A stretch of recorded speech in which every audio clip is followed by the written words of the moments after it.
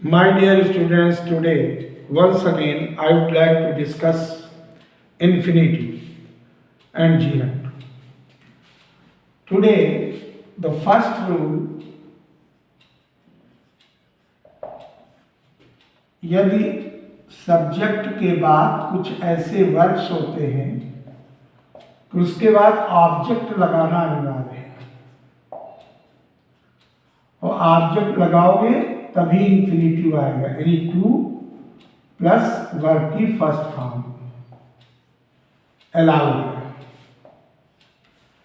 अब इस रूल को ध्यान से देखें। सब्जेक्ट होगा तो निश्चित रूप से वहां पर आपको वर्ब और इन्फिनिटिव, ये इन्फिनिटिव हो गया। अब कौन सी वर्ब है? देखिए, जितनी आज्ञा देने वाली, जैसे ऑर्डर, अब ऑर्डर है तो अलाउ, परमिट, और जितनी भी आज्ञा देने वाली, एडवाइस,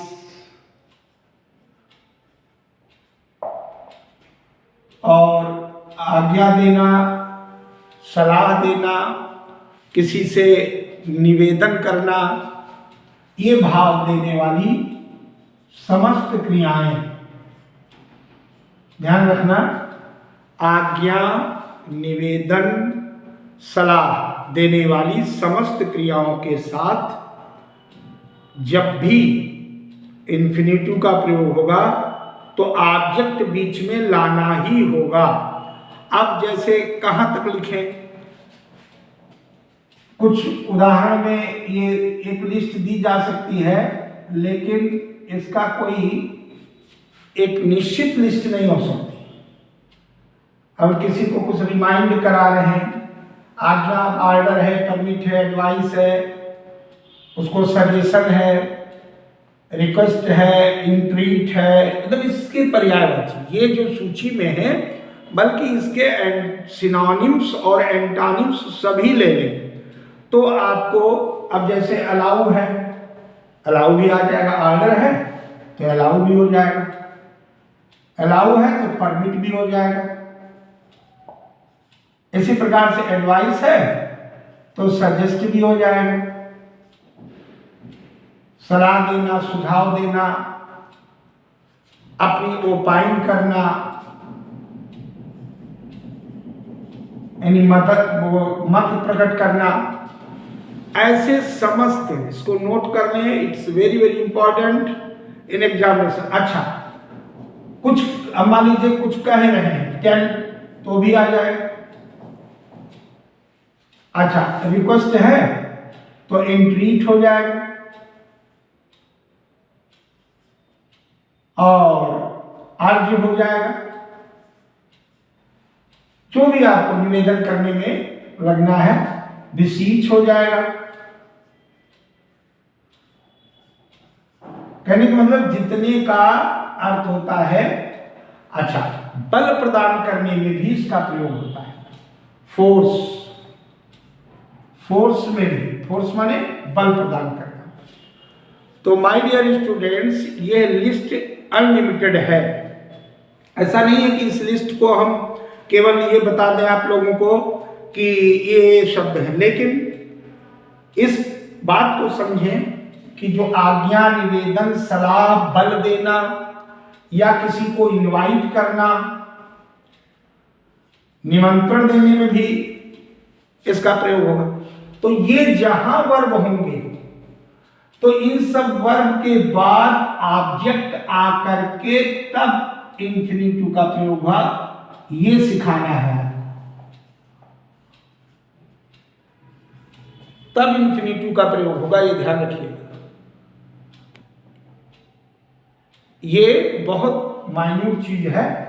आज्ञा, निवेदन, सलाह, बल, किसी का आह्वान करना, कन्वीन करना, उसको बुलाना, जितनी भी होंगी उनमें सब में प्रयोग होगा, ये ध्यान रखिएगा। सब में इसका प्रयोग होगा, ऐसा सभी, सब लोग नोट कर लें।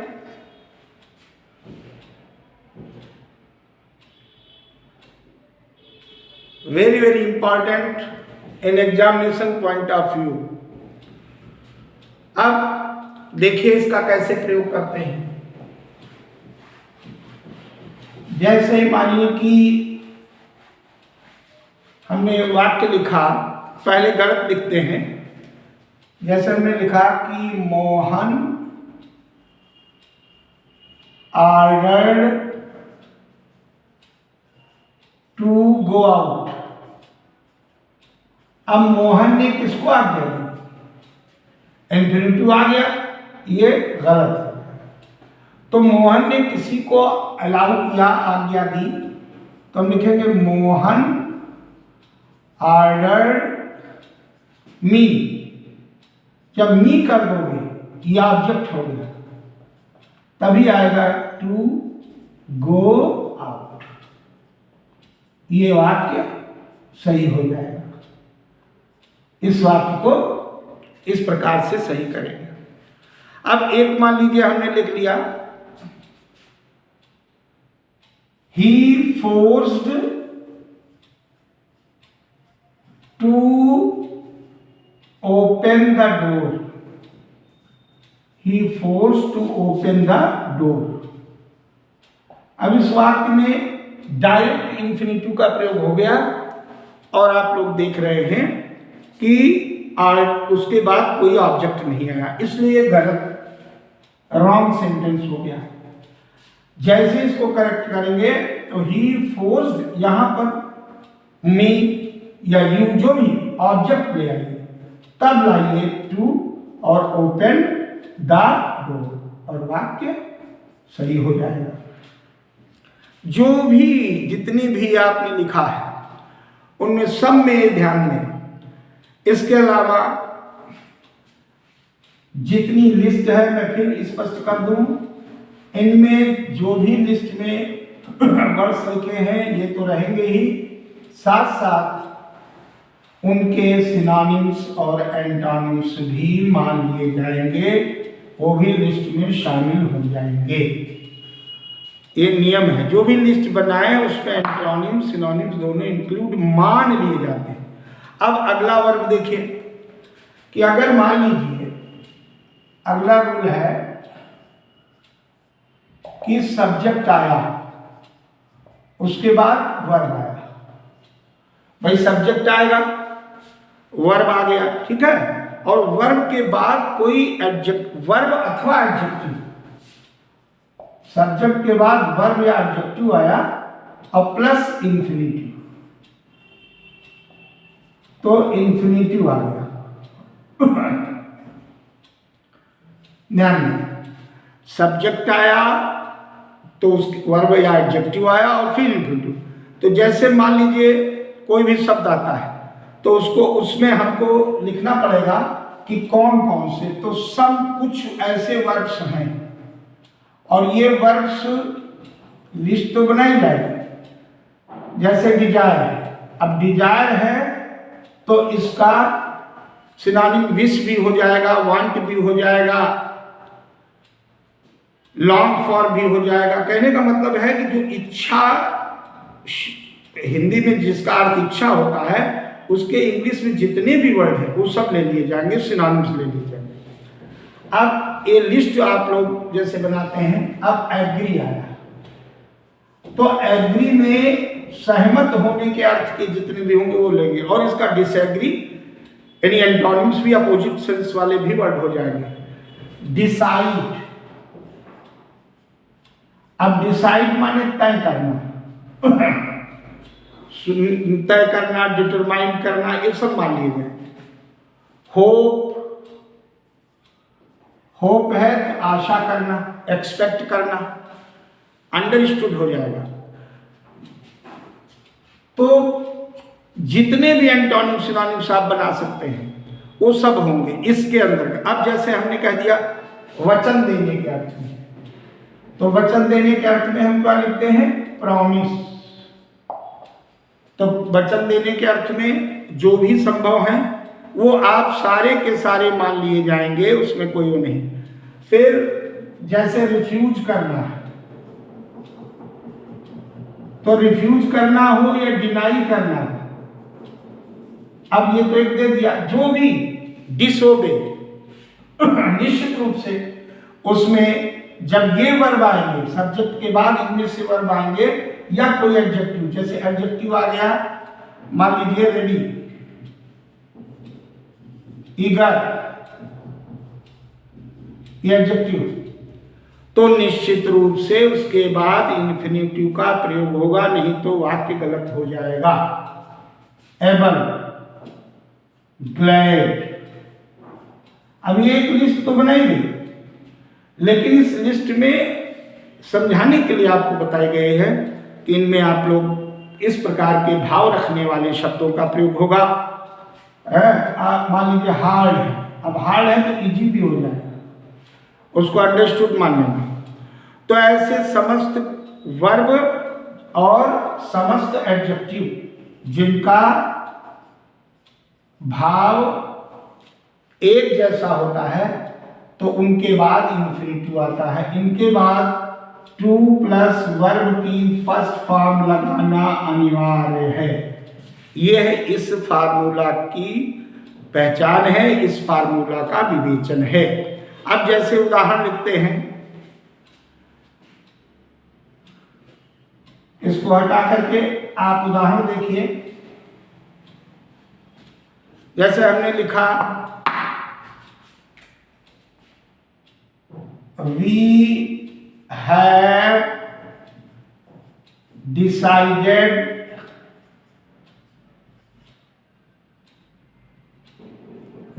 decided तो ऐसे नहीं हो सकता, फॉर मैरिंग, यानी कि जीरंड का प्रयोग नहीं हो सकता, गलत, ये गलत हो जाएगा, जीरंड का प्रयोग नहीं होगा। तो क्या होगा, we have decided to Mary,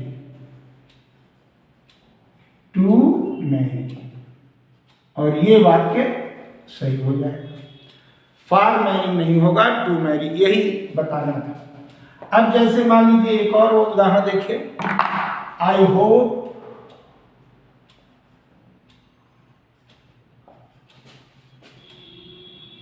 for meeting you, I hope for meeting you. तो यहां पर प्रीपोजिशन और जीरंड का प्रयोग हुआ, इसलिए ये वाक्य गलत होना क्या चाहिए, यहां पर इंफिनिटिव, टू मीट और करके बाद, तब ये वाक्य सही होगा। जितने भी इसमें आ सकते हैं। अब जैसे हमने कहा, इसे देखिए, ही इज ईगर,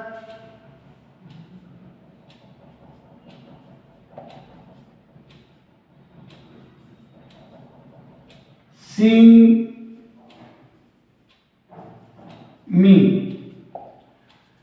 तो he is eager seeing me, हमने मान लीजिए ऐसे कहा, तो आप जान लें कि ईगर एडजेक्टिव है, तो यहां पर ये गलत हो गया, टू सी होगा, ये वाक्य गलत, और जब टू सी होगा तो सही। इस प्रकार से यह रूल बहुत बहुत महत्व रखता है और एग्जामिनेशन पॉइंट ऑफ से बहुत इंपॉर्टेंट है। अब एक और रूल देखते हैं,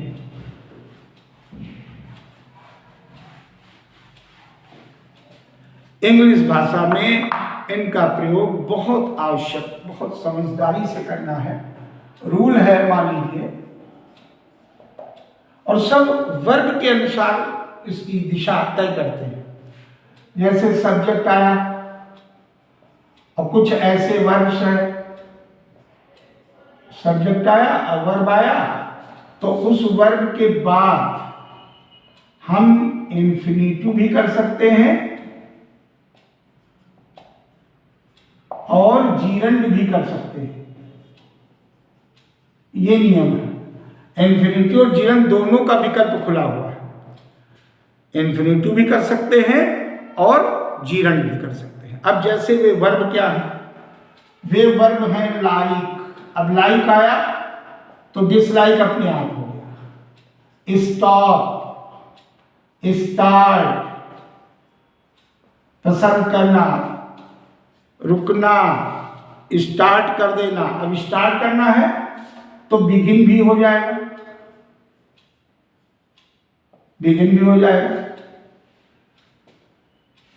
तो ऐसी स्थिति में आप लोग ध्यान दें कि इसका बहुत महत्व है। जैसे हमने कहा आई लाइक